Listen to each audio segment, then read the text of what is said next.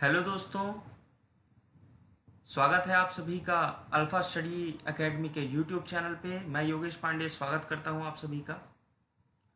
देखिए, पिछले वीडियो में हमने नंबर्स के बारे में पढ़ा था कि नेचुरल नंबर्स क्या होते हैं, होल नंबर, इंटीजर, रैशनल और इरेशनल नंबर क्या होते हैं। आइए इस वीडियो में हम लोग इस चैप्टर के क्वेश्चंस को सॉल्व करते हैं। तो मैं आपसे कहना चाहूँगा कि जब आप ये सवाल सॉल्व करें तो जब आप ये वीडियो देख रहे हो तो अपनी किताब को अपने पास में रखें। चलिए शुरू करते हैं ये चैप्टर और सवालों को सॉल्व करते हैं। देखिए, ये सवाल करने से पहले आपको ज़रूरी है कि आपको पता हो कि यूक्लिड डिवीज़न लेमा या यूक्लिड विभाजन प्रमेय का क्या होती है। देखिए, यहाँ पर जो डेफिनेशन लिखी है आपको उस पर नहीं जाना है। मैं यहाँ पर आपको एक एग्जाम्पल दूंगा और आपको उस एग्जाम्पल के ज़रिए समझना है कि यूक्लिड विभाजन प्रमेय का किसे कहते हैं।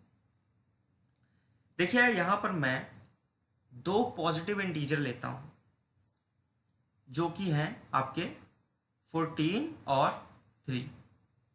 तो आप यहाँ पर देख सकते हैं कि जो 14 है वो 3 से बड़ा है।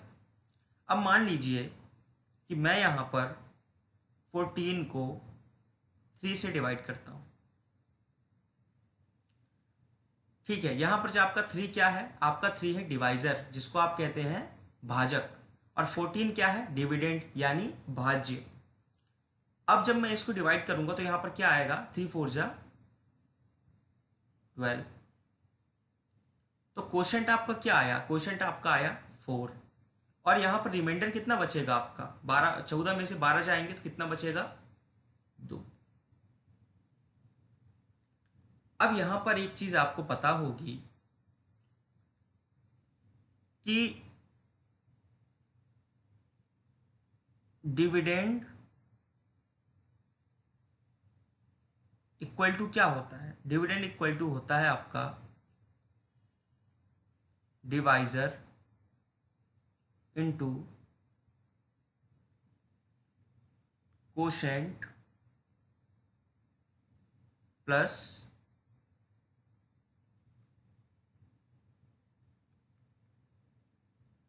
रिमाइंडर। यानी अगर मुझे भाज्य निकालना हो तो मैं क्या करूंगा, भाजक इनटू भागफल प्लस शेषफल। अब यहां पे चलिए, जो हमने यहां पर ये जो डिवाइड किया है उसको इसके अनुसार लिखते हैं। तो यहां पर आपका डिविडेंड क्या है, आपका है डिविडेंड है आपका 14 है, इक्वल टू डिवाइजर या भाजक क्या है आपका, वो है आपका 3। ठीक है, उसके बाद देखिए कि आपका कोशेंट या भागफल क्या है, 4, और रिमाइंडर या शेषफल आपका क्या है, 2। यहां पर आप देख सकते हैं ये जो आपका 2 आया है वो इस 3 से छोटा है,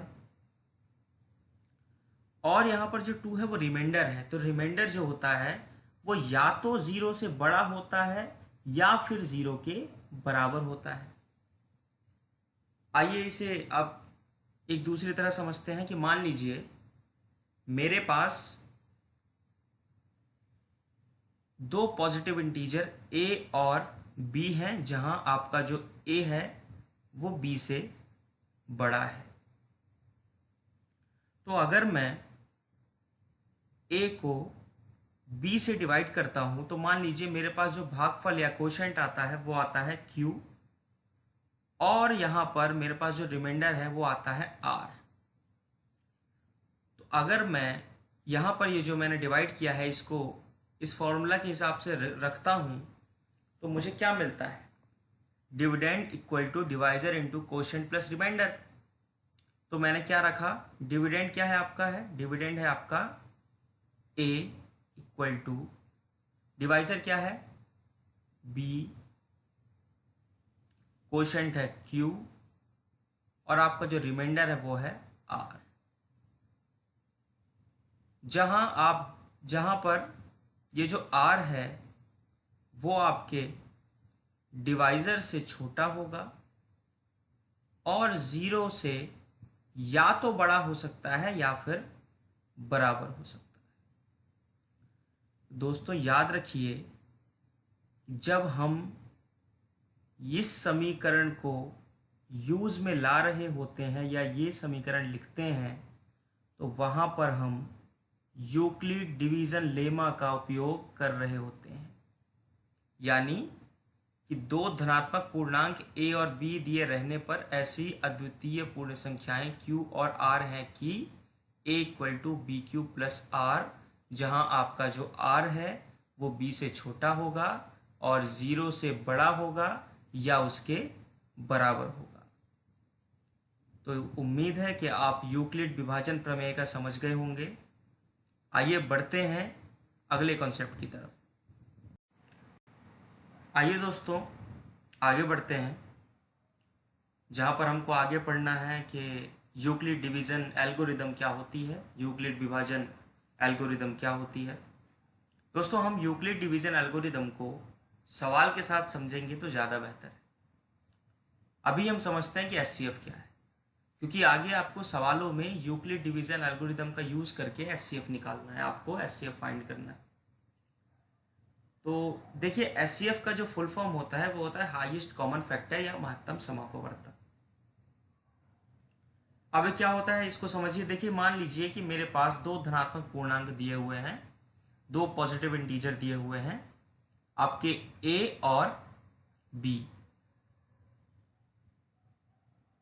तो यहां पर a और b मेरे पास दो धनात्मक पूर्णांक हैं, तो a और b का एचसीएफ वह सबसे बड़ा पूर्णांक d है जो इन दोनों को पूरी तरह से विभाजित कर दे या पूरी तरह से डिवाइड कर दे।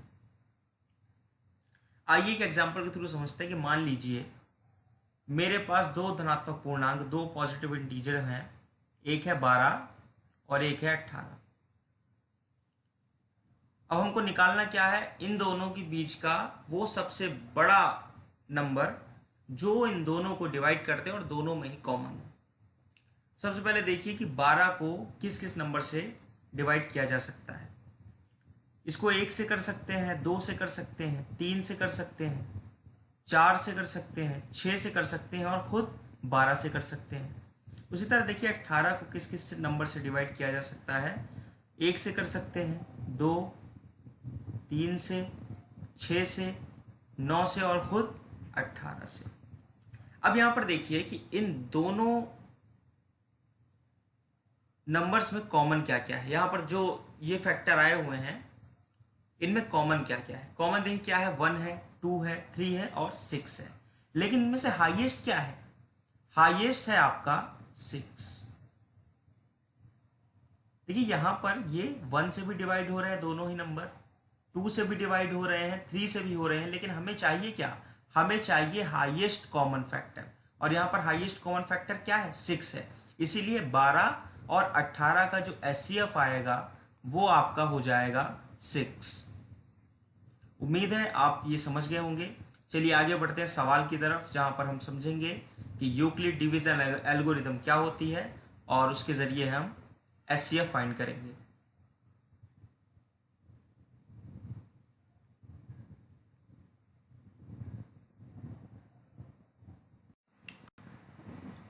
चलिए दोस्तों समझते हैं कि यूक्लिड डिवीजन एल्गोरिदम क्या होती है। देखिए हमको यहाँ पर यूक्लिड डिवीजन एल्गोरिदम का यूज़ करके एचसीएफ निकालना है।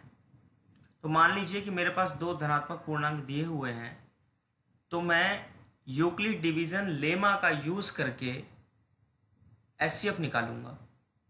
इसका मतलब यह है कि जो यूक्लिड डिवीजन एल्गोरिदम है वो दो धनात्मक पूर्णांकों का एचसीएफ निकालने का एक प्रोसेस है, एक तकनीक है मान लीजिए।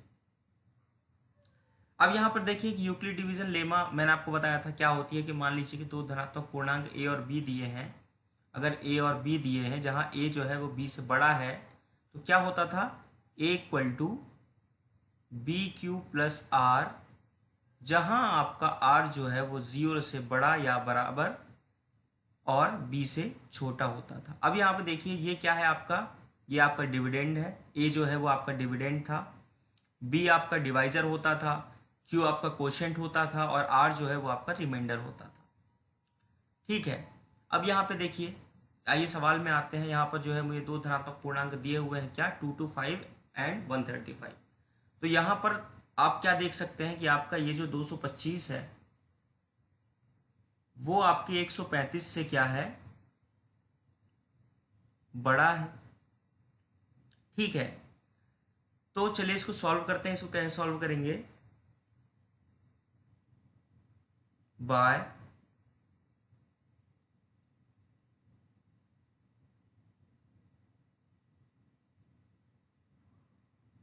Euclid's algorithm, by Euclid's algorithm. ठीक है, अब देखिए यहाँ पर जो है, तो मैं क्या करूँगा, मुझे इसका यूज़ करना है, इसका यूज़ करना है मुझे। तो मैं क्या करूँगा, 225 को 135 से मैं डिवाइड करूँगा। तो 135 के टेबल इतनी बार पढ़िए कि 225 से या तो 225 आए या फिर उससे कम आए, लेकिन उससे अधिक नहीं होना चाहिए। तो मैं 135 के टेबल दो बार पढ़ता हूँ तो आता है 270, मतलब ज़्यादा हो रहा है तो मुझे एक बार पढ़ना पड़ेगा। तो मैं यहाँ क्या लिखूँगा, 1 और यहाँ लिखूँगा 135। तो मेरा रिमाइंडर क्या आएगा, मेरा रिमाइंडर आएगा 90। ठीक है, तो इसको इसके अनुसार यहाँ पर लिख दीजिए, 225 इक्वल टू 135 इंटू 1 प्लस 90। ठीक है, अब देखिए यहाँ पर क्या करना है कि आपको ये प्रोसेस तब तक करनी है, आपको ये सवाल तब तक सॉल्व करना है जब तक कि आपका जो रिमाइंडर है, जो शेषफल है, वो ज़ीरो ना आ जाए। तो यहाँ पर मुझे रिमाइंडर क्या मिला, 90। इसका मतलब ये है कि मुझे इस सवाल को आगे भी सॉल्व करना पड़ेगा। तो आगे सॉल्व करने के लिए देखिए क्या करते हैं, यहाँ पर ये जो आपका रिमाइंडर आया है, ये जो आपका रिमाइंडर आया है यहाँ पर, ये बन जाता है डिवाइजर। और यहाँ पर जो आपका डिवाइजर होता था, यहाँ पर जो आपका डिवाइजर होता था वो बन जाता है आपका डिविडेंड यानी भाज्य।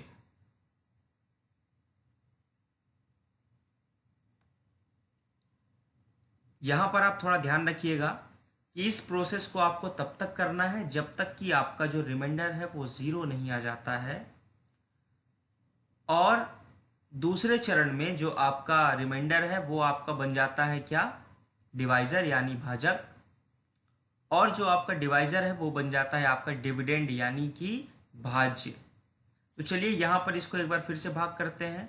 ये कितनी बार जाएगा, दो बार पढ़ेंगे 180 हो जाएगा, तो केवल एक बार पढ़ेंगे तो यहाँ पर क्या आएगा आपका 90। और यहाँ पर रिमाइंडर कितना बचा, 45। ठीक है, तो यहाँ पर देखिए क्या लिख देंगे, अगला चरण क्या हो जाएगा इसका, 135 इक्वल टू 90 इंटू 1 प्लस 45। अब देखिए यहाँ पर जो है, तो remainder equal to not zero, इसलिए फिर से हमने एक चरण आगे बढ़ाया था। यहाँ पर रिमाइंडर जो है वो आपका फिर जीरो नहीं आया, तो इसका मतलब ये है कि इस प्रोसेस को हमें फिर से बढ़ाना पड़ेगा। तो अब देखिए यहाँ पर जो आपका रिमाइंडर है वो क्या बन जाता है, आपका डिवाइजर। तो यहाँ पर 45 रिमाइंडर है तो यहाँ पर डिवाइजर क्या बनेगा, 45। और यहाँ पर देखिए डिवाइजर 90 है तो डिवाइजर यहाँ पर क्या बन जाएगा, डिविडेंड यानी कि भाज्य। तो मैंने यहाँ पर लिख दिया। अब देखिए मैं 45 का टेबल जब दो बार पढ़ता हूँ तो आता है 90 और रिमाइंडर क्या होता है, ज़ीरो। चलिए इसको यूक्लिड डिवीजन लेमा के अनुसार लिख देते हैं कि 90 is equal to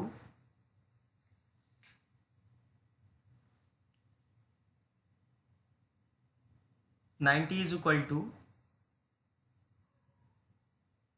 45 into 2 plus 0। ठीक है, अब देखिए यहाँ पर देखिए डिवाइजर आपका 0 आ गया। इसका मतलब ये है कि हम इस प्रोसेस को यहीं रोक देंगे, ये सवाल आगे सॉल्व नहीं करेंगे। अब दोस्तों यहाँ पर एक चीज़ आप ध्यान दीजिए कि इस आखिरी जगह पर जो जहाँ पर आपका शेषफल या रिमाइंडर आपका 0 आ रहा है, वहाँ पर जो आपका आखिरी डिवाइजर है, जो आपका अंतिम भाजक है, वही आपका एचसीएफ भी होगा। यानी इस सवाल को आपको आगे सॉल्व नहीं करना है, आपका अंतिम भाजक जो है वही आपका एचसीएफ भी होगा। यानी कि 135 और 125 का जो महत्तम समापवर्तक होगा, एचसीएफ होगा, वो होगा आपका 45। उम्मीद है आप ये सवाल समझ गए होंगे। चलिए बढ़ते हैं दूसरे सवाल की तरफ। देखिए दोस्तों, अगला सवाल क्या है कि आपको 196 और 38220 का एचसीएफ निकालना है यूक्लिड डिवीजन एल्गोरिथम से। ठीक है, तो यहां पर देखिए, यहां पर क्या लिखा है, क्योंकि आपका ये जो 38,220 है वो 196 से आपका बड़ा है। ठीक है, तो यहां पर मैं क्या लगाऊंगा, बाय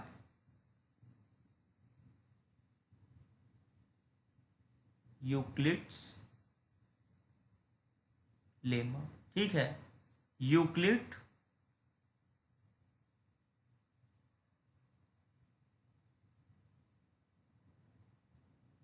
प्रमेयिका से। राइटिंग में मत जाइएगा। देखिए यहाँ पर जब मैं यूक्लिड प्रमेय का लगाता हूँ, ठीक है, अगर मैं मान लूँ कि 38,220 ए है और 196 बी है और जो ए है वो बी से बड़ा है, तो क्या होगा, a equal to B Q plus r. तो ए की जगह मैं क्या रखूँगा, ए की जगह मैं रखूँगा 38,220। ठीक है, और बी की जगह क्या आ जाएगा, 196। अब यहाँ पर आप देखिए कि मैं अगर 38,220 को 196 से भाग देता हूँ तो आंसर कितना आता है, कितनी बार इसका पहाड़ा पढ़ेंगे 38,220 आ जाए। तो इसका आंसर है कि हम इसका पहाड़ा 195 बार पढ़ेंगे। आप गुणा करके देख लीजिए, जब 195 का गुणा 196 में किया जाता है तो 38,220 आता है।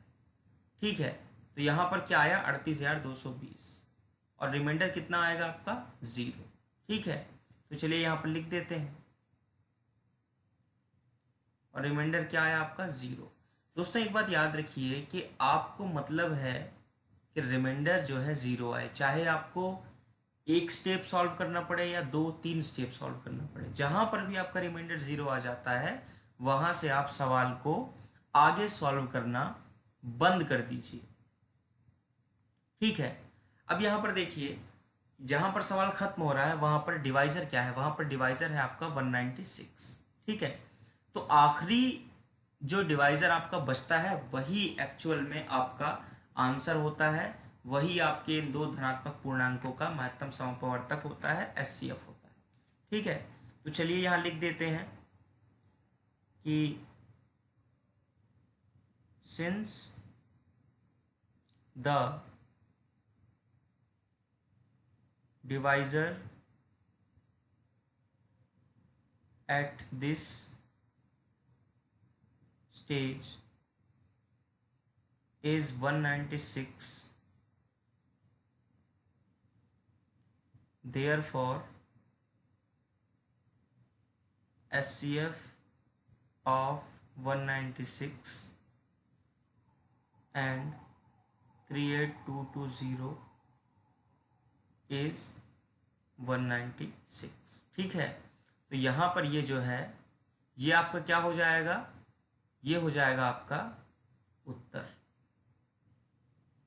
कि आखिरी में जो आपका डिवाइजर आएगा, जो अंतिम आपका भाजक आएगा, वही आपका महत्तम समापवर्तक होगा, हाईएस्ट कॉमन फैक्टर होगा। देखिए दोस्तों, अगला सवाल अगर हम अगला सवाल देखते हैं, जो तीसरा सवाल है आपका, कि आपको 867 और 255 का एचसीएफ निकालना है यूक्लिड डिवीजन एल्गोरिदम से। ठीक है, तो यदि मैं 867 को ए और 255 को बी मान लूँ, तो यहाँ पर देखिए क्या है, यहाँ पर आपका 867 867 जो है वो 255 से बड़ा है। ठीक है, तो चलिए डिवाइड करते हैं। यहाँ पर 867 मैं जो है इसको 255 से डिवाइड करूँगा। तो यहाँ पर ये डिवाइड जब मैं करूँगा तो इसका पहाड़ा मैं कितनी बार पढ़ूँ कि 870 से ज़्यादा ना हो, तो इसका पहाड़ा मैं पढ़ूँगा 3 बार। तो यहाँ पर क्या आएगा आपका, यहाँ पर आएगा 765। ठीक है, चलिए यहाँ पर माइनस करके देखते हैं। 7 में से 5 गए 2, 6 में से ये आ जाएगा 0 और यहाँ हो जाएगा 102। ठीक है, तो अब ये देखिए कि मुझे क्या करना है, बाय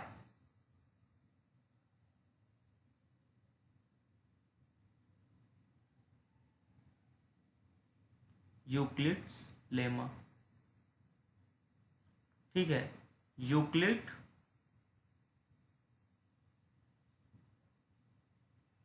प्रमेयिका से। तो मैं यहां पर क्या लिखूंगा, 867 बराबर, मेरा डिवाइजर कितना है 255 इंटू क्वोशंट कितना आया 3 और रिमाइंडर कितना आया 102।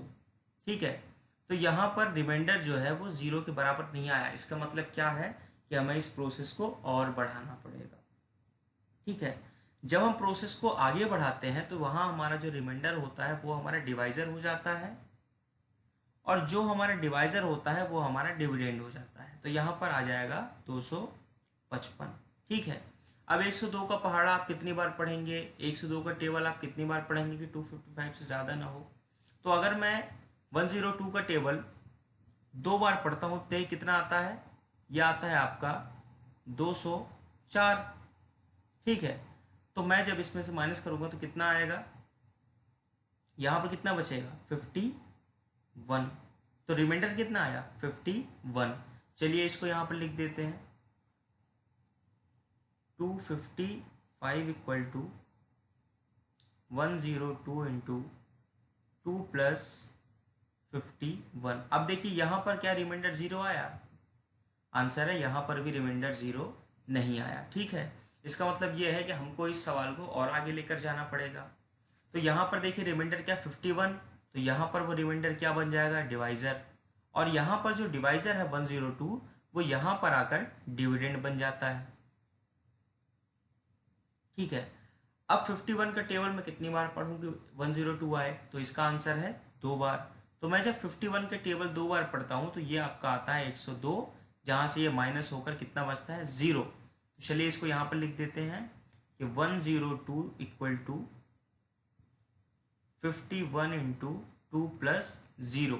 तो यहाँ पर देखिए क्या है, यहाँ पर आपका जो रिमाइंडर है वो 0 आ गया। इसका मतलब आपको सवाल को आगे सॉल्व नहीं करना है। ठीक है, तो देखिए यहाँ पर जो है वही आप लिख दीजिए कि since the divisor at this stage is 51, therefore SCF of 867 and 255 is 51। तो यहाँ पर ये हो जाएगा आपका आंसर, क्योंकि देखिए यहाँ पर जो है 51 आपका क्या है, आपका अंतिम भाजक है, आपका सबसे लास्ट वाला डिवाइजर है। और यहाँ पर जो सबसे अंतिम भाजक होता है, जो सबसे लास्ट वाला डिवाइजर होता है, वही आपके दो पॉजिटिव इंटीजर या धनात्मक पूर्णांकों का एचसीएफ होता है। चलिए देखते हैं अगला सवाल। देखिए दोस्तों, यहाँ पर जो आपको दूसरा सवाल दिया हुआ है वो ये है कि show that any positive odd integer is of the form 6q plus 1 or 6q plus 3 or 6q plus 5 where q is some integer। दर्शाइए कि कोई भी धनात्मक विषम पूर्णांक 6q plus 1 या 6q plus 3 या 6q plus 5 के रूप का होता है जहां q कोई पूर्णांक है। ठीक है, चलिए इस सवाल को सॉल्व करते हैं। तो माना, सबसे पहले आप देखिए, मान लीजिए, माना जो a है एक धनात्मक विषम पूर्णांक है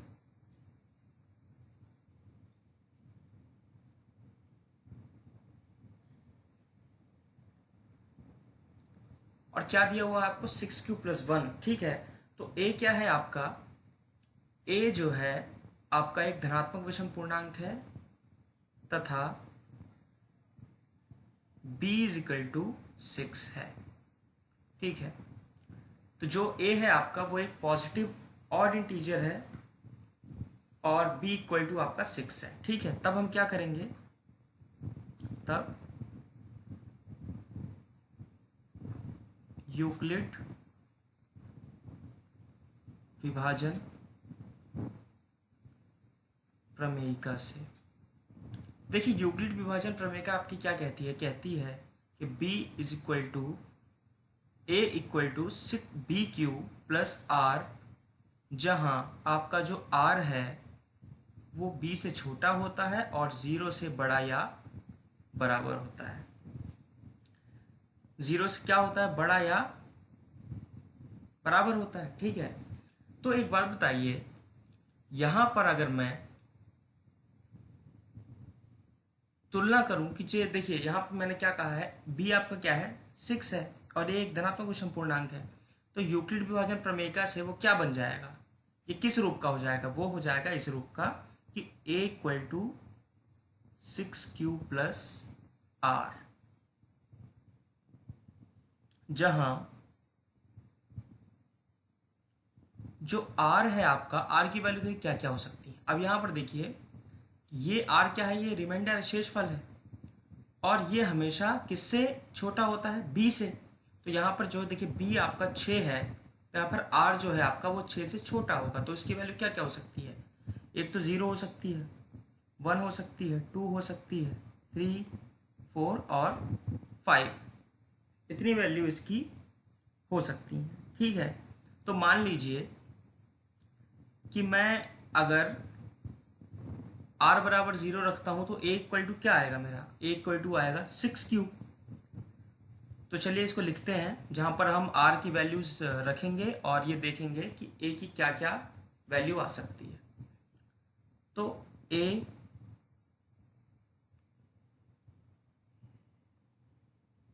संख्याओं,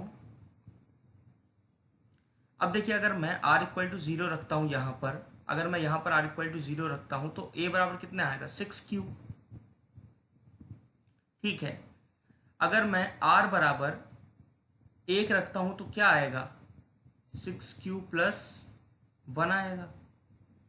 अगर मैं 2 रखता हूं तो क्या आएगा 6q प्लस 2। अगर शेषफल 3 रखता हूं तो आएगा 6q प्लस 3।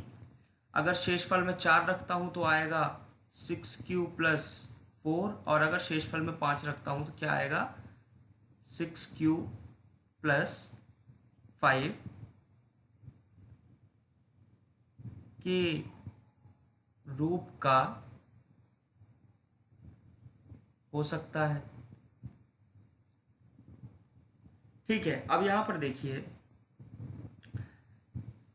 मान लीजिए कि यहां पर मैं ये जो 6q है, 6q प्लस 2 है और 6q प्लस 4 है, मैं इसमें से क्या कॉमन ले सकता हूँ, देखिए मैं इसमें से 2 कॉमन ले सकता हूँ।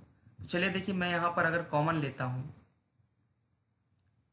तो 6q में से अगर मैं 2 कॉमन लूँगा तो ये हो जाएगा आपका 2 इंटू 3q। ठीक है, 6q प्लस 2 में से अगर मैं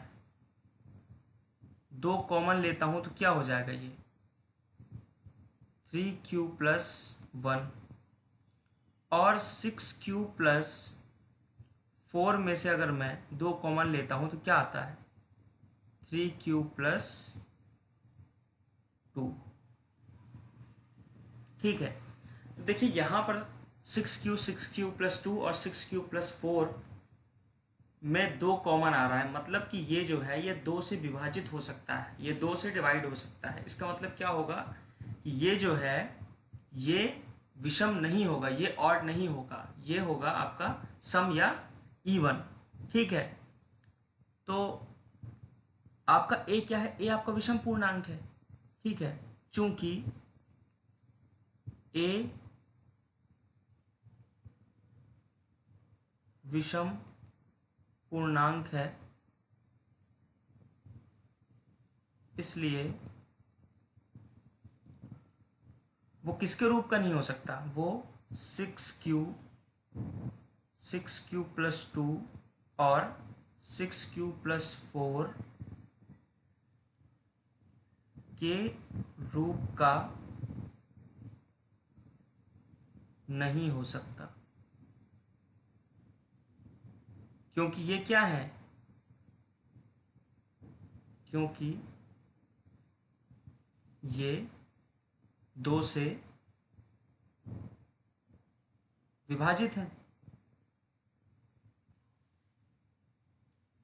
ठीक है, क्योंकि ये किससे विभाजित है, ये 2 से विभाजित है।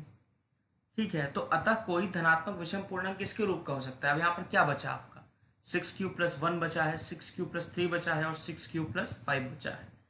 तो लिख दीजिए, अतः कोई धनात्मक विषम पूर्णांक 6q प्लस 1, 6q प्लस 3 या 6q प्लस 5 के रूप का हो सकता है।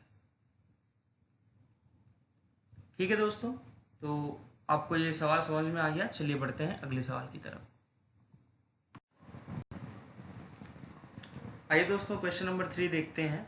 देखिए क्वेश्चन नंबर 3 आपका क्या कह रहा है। An army contingent of 616 members is to march behind an army band of 32 members in a parade. The two groups are to march in the same number of column. What is the maximum number of column in which they can march? किसी parade में 616 सदस्यों वाली एक सेना की टुकड़ी को 32 सदस्यों वाली एक आर्मी बैंड के पीछे मार्च करना है। दोनों समूहों को समान संख्या वाले स्तंभों में मार्च करना है। उन स्तंभों की अधिकतम संख्या क्या है जिसमें वे मार्च कर सकते हैं। आपने देखा होगा आर्मी के परेड, आगे आगे जो है उनका बैंड होता है और पीछे एक टुकड़ी उनको फॉलो करती है।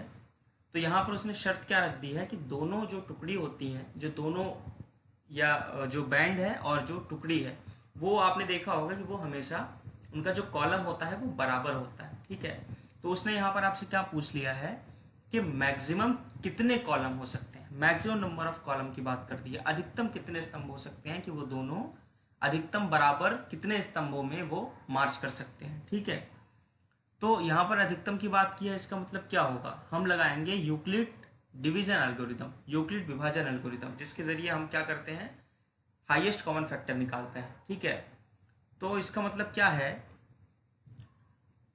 कि उन स्तंभों की जो अधिकतम संख्या है वो 616 और 32 का एचसीएफ होगा। ठीक है, तब देखिए, तब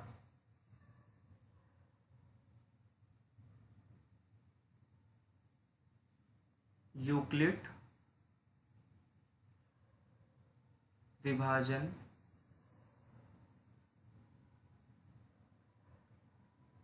एल्गोरिथम से।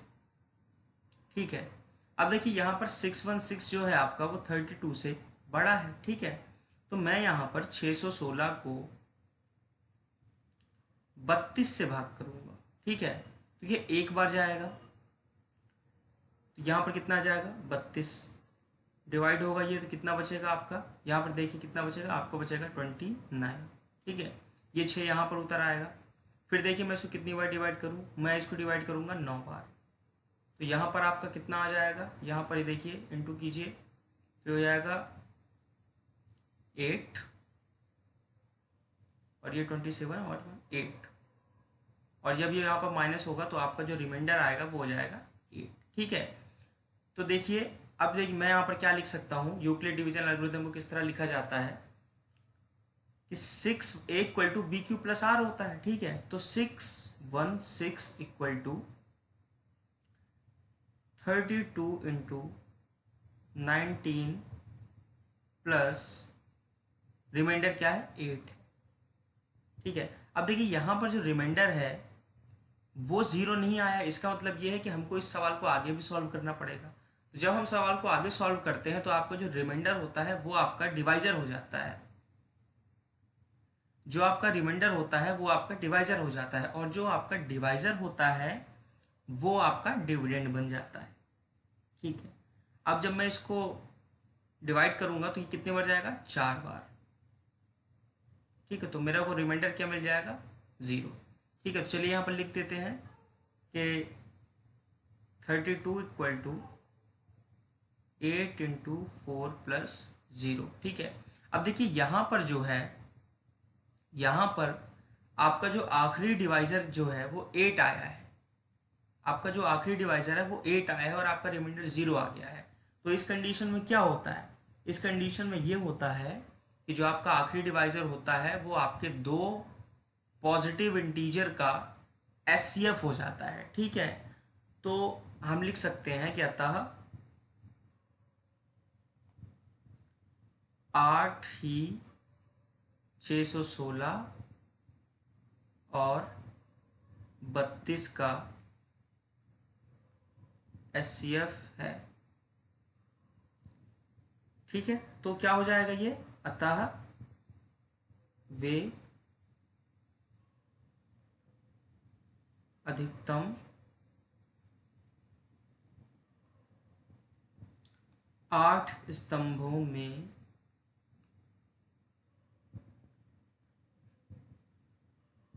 मार्च कर सकते हैं। ठीक है, तो आपका आंसर क्या आ जाएगा, यहाँ पर आंसर आ जाएगा आपका 8। देखिए दोस्तों, क्वेश्चन 4 आपका क्या कह रहा है कि use Euclid's division lemma to show that the square of any positive integer is either of the form 3m और 3m+1 for some integer n। यूक्लिड विभाजन प्रमेयिका का प्रयोग करके दर्शाइए कि किसी धनात्मक पूर्णांक का वर्ग किसी पूर्णांक m के लिए 3m या 3m+1 के रूप का होता है।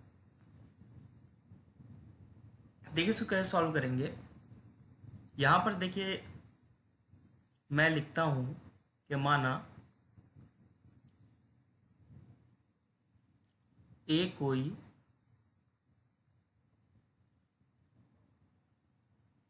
धनात्मक पूर्णांक है तथा b इक्वल टू क्या है, 3 है। ठीक है, अब देखिए मुझे यहाँ पर क्या लगाना है, मुझे लगाना है यूक्लिड डिवीजन लेमा। ठीक है, तो यूक्लिड डिवीजन लेमा क्या कहती है कि अगर a कोई धनात्मक पूर्णांक है और b इक्वल टू 3 है, क्या हो जाएगा आपका, ये हो जाएगा a equal to B Q plus R, जहां पर आपका ये जो r है वो आपके b से छोटा होता है। तो यहां पर देखिए a इक्वल टू b कितना है, 3 है, 3q प्लस आर। ठीक है, तो आपका जो r है वो कितना होगा, 3 से छोटा और 0 से या तो बड़ा होगा या फिर 0 के बराबर होगा। अब यदि मान लीजिए कि मैं r इक्वल टू 0 लेता हूँ, ठीक है, मान लीजिए कि मैं r इक्वल टू 0 लेता हूँ, ये देखिए पहला केस आपका क्या बनेगा, यदि मैं r इक्वल टू 0 लेता हूँ, ठीक है, तो मुझे क्या मिलता है, मुझे मिलता है a इक्वल टू 3q। ठीक है, अब देखिए मुझे क्या करना है, मुझे इनका वर्ग करना है। तो मैंने यहाँ पर इसका स्क्वायर किया और यहाँ पर इसका स्क्वायर किया, तो मुझे देखिए क्या मिला, मुझे मिला a square equal to 9q square. ठीक है, अब देखिए मैं इसमें से क्या कॉमन ले सकता हूँ, मैं इसमें से ले सकता हूँ कॉमन 3। तो मैंने इसमें से 3 कॉमन लिया, तो अंदर क्या बचा, अंदर बचा आपका 3q क्यू स्क्वायर। अब अगर मान लीजिए कि मैं इस 3q को m मान लेता हूं, तो मेरे पास a स्क्वायर की वैल्यू क्या आ जाएगी? मेरे पास a स्क्वायर की वैल्यू आ जाएगी 3m। ठीक है, तो यहां पर ये तो हो गई आपकी पहली कंडीशन। अब देखिए दूसरी कंडीशन आपकी क्या कहती है, यदि मैं r इक्वल टू, देखिए चूंकि r जो है वो आपका 3 से छोटा होना चाहिए, तो हम r की वैल्यू क्या ले सकते हैं, या तो 0 ले सकते हैं, या तो 1 ले सकते हैं, या फिर 2 ले सकते हैं। यदि मैं r इक्वल टू 1 लेता हूं, तो a इक्वल टू क्या आएगा, a इक्वल टू आएगा 3q plus 1।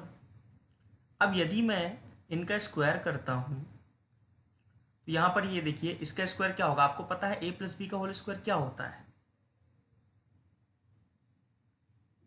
a plus B का होल स्क्वायर क्या होता है, a प्लस बी का होल स्क्वायर होता है a square plus B square plus 2ab। तो यदि मैं इस फॉर्म में इसको ओपन करता हूं, तो देखिए क्या बनता है, ये बनता है 3q का whole square plus 2 into 3q into 1 plus 1 का स्क्वायर। ठीक है, फिर ये क्या हो जाएगा, ये हो जाएगा आपका 9q का स्क्वायर प्लस 6q प्लस 1। अब देखिए मैं अगर 9q स्क्वायर और 6q में से देखिए क्या कॉमन ले सकता हूँ, सबसे पहले तो मैं इसमें से 3 कॉमन ले सकता हूँ, उसके बाद मैं इसमें से q कॉमन ले सकता हूँ। तो मुझे अंदर क्या मिलेगा, देखिए मुझे अंदर क्या मिलेगा, अंदर बचेगा आपका, अगर मैं 9q स्क्वायर में से 3q कॉमन ले लेता हूँ, तो मुझे क्या मिलेगा यहाँ पर, मुझे यहाँ पर मिलेगा 3q, और 6q में से 3q कॉमन लेने पर मुझे मिलेगा 2, और यहाँ पर प्लस 1। अब देखिए दोस्तों, अगर मान लीजिए कि मैं q इंटू 3q प्लस 2 को m मान लूँ, तो मुझे यहाँ पर a स्क्वायर की वैल्यू क्या मिल जाएगी, मुझे यहाँ पर a स्क्वायर की वैल्यू मिल जाएगी 3m प्लस 1। ठीक है, जहां पर यहां पर देखिए आपका जो m था वो क्या था, 3q स्क्वायर। ठीक है, जहां m equal to 3q square, और यहां पर देखिए यहां पर m क्या है, जहां m equal to q 3q plus 2। ठीक है, अब देखिए आइए तीसरी कंडीशन देखते हैं कि हमारे पास अभी एक रिमाइंडर बचा हुआ है जहां पर हमको r इक्वल टू 2 रखना है। जब हम r इक्वल टू 2 रखेंगे, तो हमारा जो a है वो कितना आएगा, देखिए हमारा जो a की वैल्यू आएगी वो आएगी a equal to 3q plus 2। ठीक है, अब देखिए इसका अगर हम स्क्वायर करते हैं, तो हमको यहाँ पर क्या मिलेगा, वही a प्लस बी का होल स्क्वायर से आप ओपन करोगे, तो यहाँ पर ये हो जाएगा आपका 3q का square plus 2 into 3q into 2 plus 2 का स्क्वायर। ठीक है, तो ये सॉल्व होने के बाद आपका क्या बनेगा, 9q square plus 12q plus 4। अब देखिए मैं इस 4 को यहाँ पर क्या लिख सकता हूँ, मैं इस 4 को यहाँ पर लिख सकता हूँ 9q square plus 12q plus 4 को क्या लिख सकते हैं हम, 3 प्लस 1। ठीक है, अब यहाँ पर हमने ऐसा क्यों किया है, क्योंकि हमको यहाँ पर 3 को कॉमन लेना था। ठीक है, अब देखिए अगर मैं यहाँ 3 कॉमन ले लेता हूँ, अब मुझे इन तीनों में से कॉमन लेना है। ठीक है, मुझे इन तीनों में से अगर कॉमन लेना है, देखिए इसके पास भी 3 है, इसके पास भी 3 है, इसके पास भी 3 है, लेकिन इन दोनों के पास q है लेकिन इसके पास नहीं है, तो मैं क्या करूँगा, मैं सिर्फ 3 को कॉमन लूँगा। तो मैंने देखिए यहाँ पर 3 को कॉमन ले लिया, तो मुझे क्या मिला, क्या बचा हमारे पास अंदर, 3q का स्क्वायर प्लस 4q प्लस 1। और बाहर आपका क्या बचा +1। अब देखिए अगर मैं यहां इतने को m मान लूं तो मुझे ए स्क्वायर की वैल्यू क्या मिलेगी, मुझे मिलेगी 3m + 1, जहां आपका m इक्वल टू क्या है, m इक्वल टू है 3q² + 4q + 1। ठीक है, तो यहां पर देखिए ए स्क्वायर की वैल्यू क्या आई, यहां पर ए स्क्वायर की वैल्यू आई 3q² या 3m, सॉरी ए स्क्वायर की वैल्यू आपकी क्या आई 3m, यहां पर ए स्क्वायर की वैल्यू क्या आई 3m + 1, और यहां पर ए स्क्वायर की वैल्यू क्या आई 3m + 1। इसलिए हम कह सकते हैं कि किसी धनात्मक पूर्णांक का वर्ग किसी पूर्णांक m के लिए, किसी धनात्मक पूर्णांक का वर्ग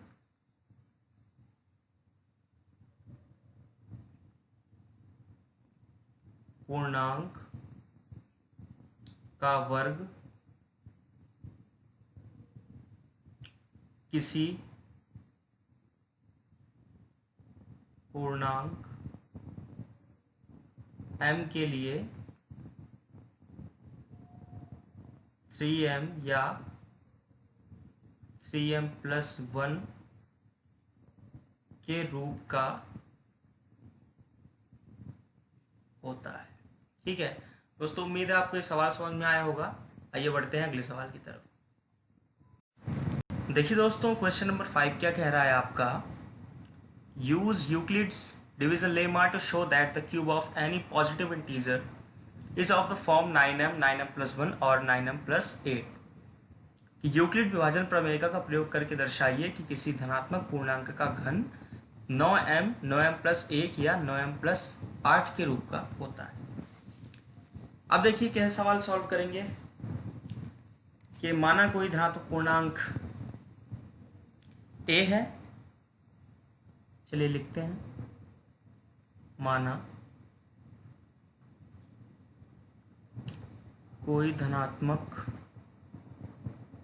पूर्णांक a है और b बराबर क्या है आपका, b बराबर आपका क्या है, माना कि 3।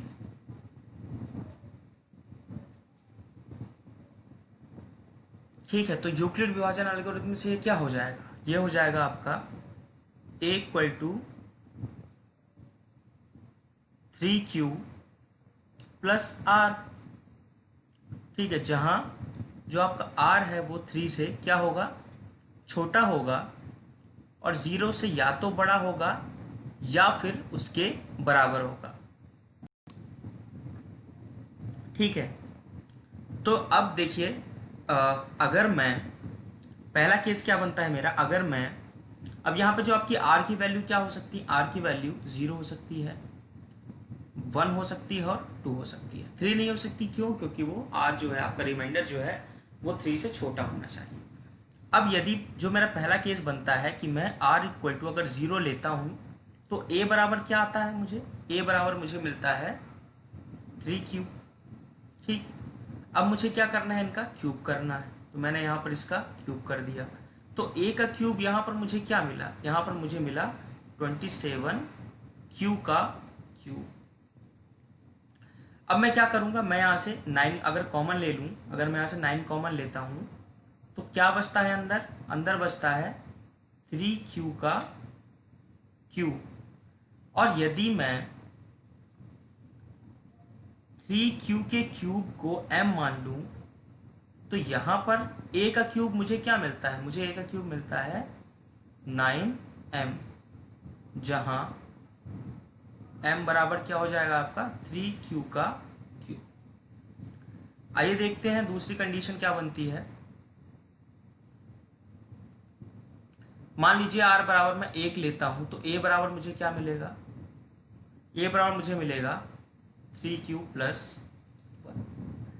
अब यदि मैं इनका क्यूब करता हूं,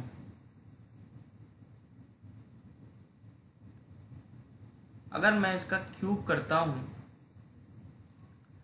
तो आपको पता होगा कि ए प्लस बी का होल क्यूब क्या होता है? ये आपका होता है ए का क्यूब प्लस बी का cube plus 3a² B plus 3ab²। ठीक है, तो मैं इसके हिसाब से इसे ओपन करता हूं, तो ये सॉल्व होकर मुझे क्या मिलता है? ये मुझे मिलता है 27 क्यू का क्यूब प्लस 27 क्यू का स्क्वायर प्लस 9 क्यू प्लस 1। ठीक है, अब देखिए यहां पर ये मुझे क्या मिला? ये ए का क्यूब है।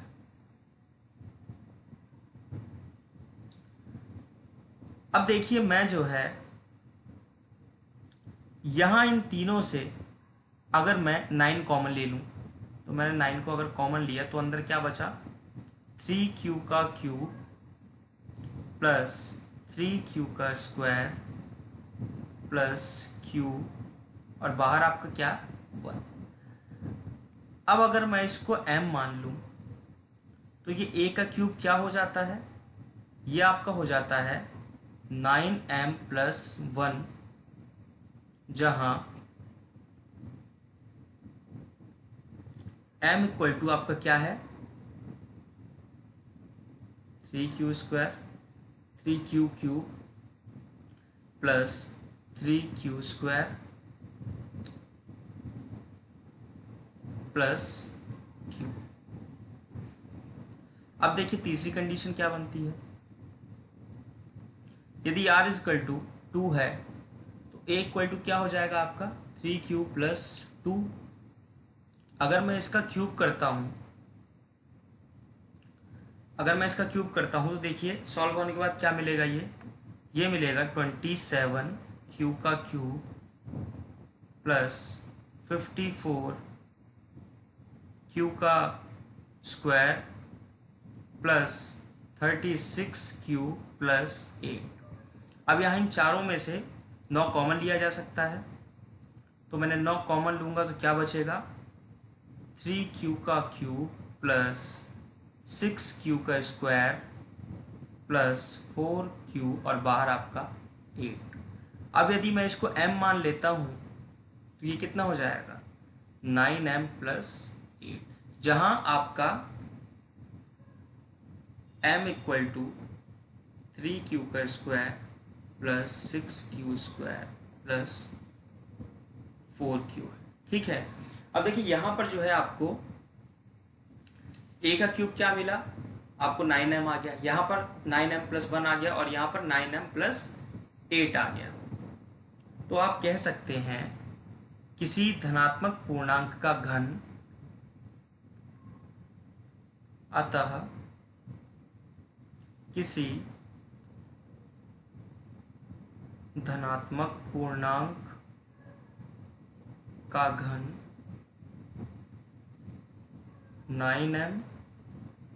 9m प्लस 1 या 9m प्लस 8